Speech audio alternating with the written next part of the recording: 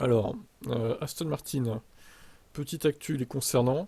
Nous voulons capturer ce pilote. Ah, ils veulent capturer un pilote tel un Pokémon. Non mais capturer le pilote quoi. Je serai le meilleur dresseur quoi, Aston Martin, hein. Je pense que la saison des bêtises, la silly season a commencé bien plus tôt que nous l'avions prévu, a déclaré Mike Crack. Nous savions que ce serait toujours une année passionnante avec beaucoup de spéculations. Mais pour être honnête, nous aimons Fernando. Nous avons une très bonne relation avec lui. Nous avons une relation, il est membre à part entière de l'équipe. Nous avons une relation qui est basée sur la confiance et l'ouverture. Nous serions honnêtement ravis de continuer avec lui en 2025 et les années suivantes. Alonso a déjà indiqué qu'il se sentait suffisamment en forme pour être actif au sommet du sport automobile. Bon, jusqu'à 50 ans apparemment. Bon, calme-toi quand même, Fernando. Bref, tout ça pour dire qu'au final, la saison 2024 va être importante pour Alonso. Je pense qu'il va regarder les perfs de Mercedes et d'Aston, il va comparer.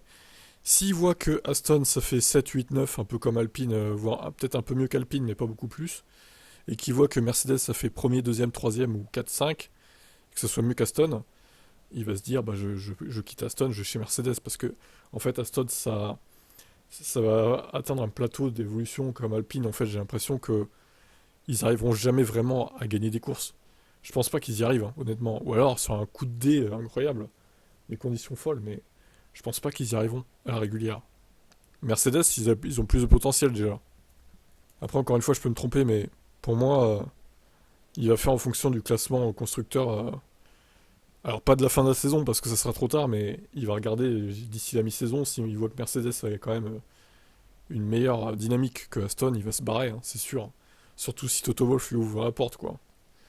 Bon, en admettant aussi que Kimi Antonelli soit pas hyper bon dans sa première saison de F2, qu'il écrase pas tout le monde, parce que sinon, bah, ils vont le prendre direct.